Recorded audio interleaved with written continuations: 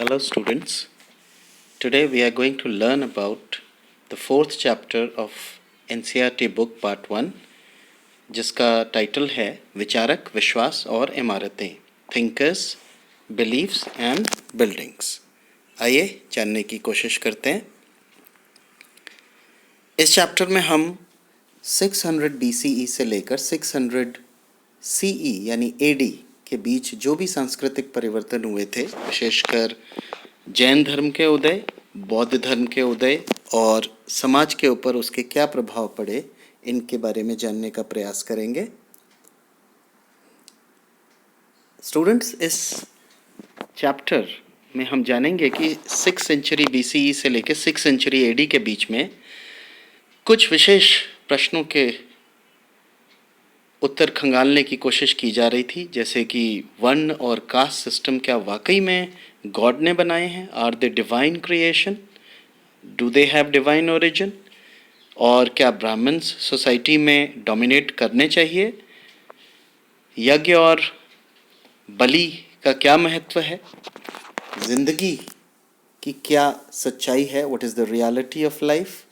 And they also started exploring whether there is God or not.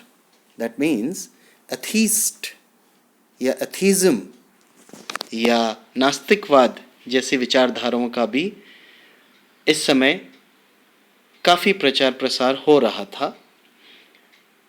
यह भी प्रश्न उठ रहा था कि सिन और वर्च्यू, पुण्य और पाप क्या है, and how should a person live his और हर लाइफ।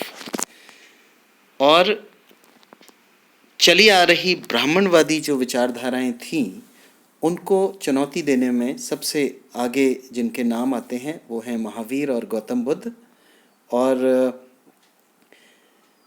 इस टॉपिक में हम आगे जानने का प्रयास करेंगे कि किस तरह से पूरी दुनिया में, विशेषकर मिड फर्स्ट मिलेनियम BC के दौर में, अन्य हिस्सों में भी इसी प्रकार के परिवर्तन देखे जा रहे थे। NCERT बुक में एक इम्पॉर्टेंट टॉपिक है कि that how can you proof that mid first millennium BCE is regarded as a turning point in world history, यानी मध्य प्रथम शताब्दी सहस्त्राब्दी ईसा पूर्व को विश्व इतिहास में एक महत्वपूर्ण माना जाता है। क्यों? न सिर्फ भारत बल्कि ईरान में ज़रथुस्त्र, चीन में कॉन्गजी और ग्रीस यानी यूनान में सोक्रेटिस, सुकरात, प्लेटो और एरिस्टोटल यानी अरस्तु, और भारत में महावीर और गौतम बुद्ध जैसे लोग चली आ रही मान्यताओं को चुनौती दे रहे थे, नए रास्ते तलाशने की कोशिश कर रहे थे। इंसानों और इस पूरे ब्रह्मांड को जिसने भी बनाया है उसके बीच क्या संबंध है, इन उत्तरों को तलाशने की कोशिश हो रही थी। और ये वो वक्त था जब शहर और राज्य, सिटीज़ एंड किंगडम्स भी भारत की जो गंगा घाटी है उसके आसपास विकसित हो रहे थे। और जब शहर और राज्य विकसित हो रहे थे तो then there were social changes as well as economic changes which were being witnessed.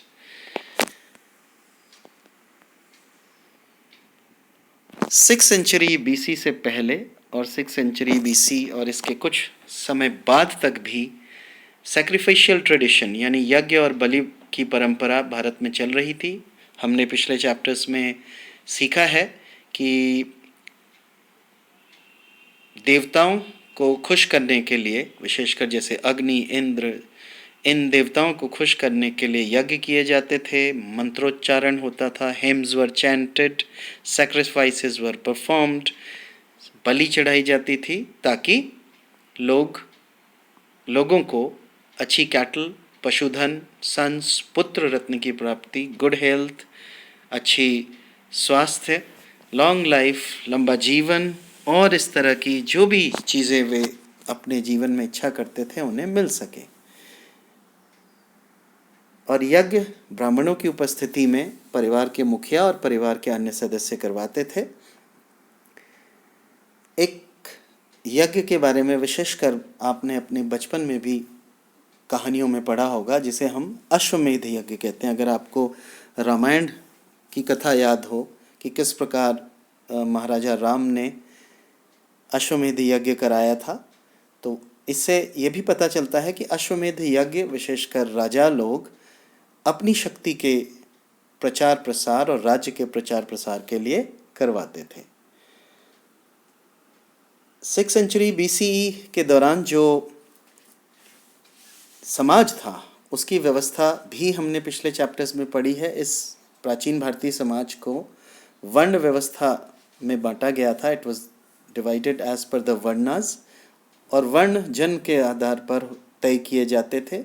जन्म के आधार पर ही काम भी तय होते थे, जैसे ब्राह्मण्स, प्रीस्ट्स और एकेडमिक्स यानी विद्वान और पुजारी होते थे, क्षत्रिय किंग्स होते थे, प्रशासक होते थे, योद्धा वॉरियर्स होते थे, वैश्य जो बेसिकली बिजनेस का काम करते थे, ये लोग मर्चेंट्स, ट्रेड्समैन, आर्टिसंस यानी कारीगर, फार्मर्स होते थे।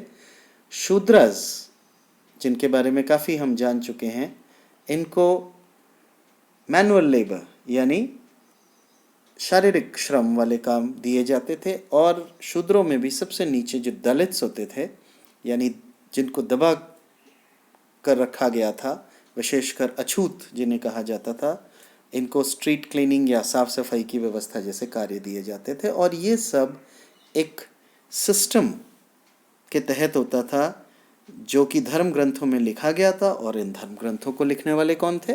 ब्राह्मण्स। तो इन धर्म ग्रंथों में विशेषकर हम ऋग्वेद के बारे में जानने का प्रयास करेंगे कि ऋग्वेद में वर्ण व्यवस्था की उत्पत्ति के बारे में क्या बताया गया था। ऋग्वेद में बताया गया था कि ब्राह्मण जो हैं वो ब्रह्मांड सृष्टि की रचना के सिर से उत्पन्न हुए हैं, क्षत्रिय भुजाओं से, वैश्य जंघाओं से और शूद्र पैरों से। तो उसी हिसाब से काम का बंटवारा भी किया जाने लगा। लेकिन इन सामाजिक व्यवस्थाओं और आर्थिक व्यवस्थाओं के ऊपर प्रश्न चिन्ह भी लगने शुरू हो गए थे। बहुत सारे विचार और बहुत सारे विचारों को मानने वालों के अपने अपने groups, sects of schools of thought बनने लगे थे।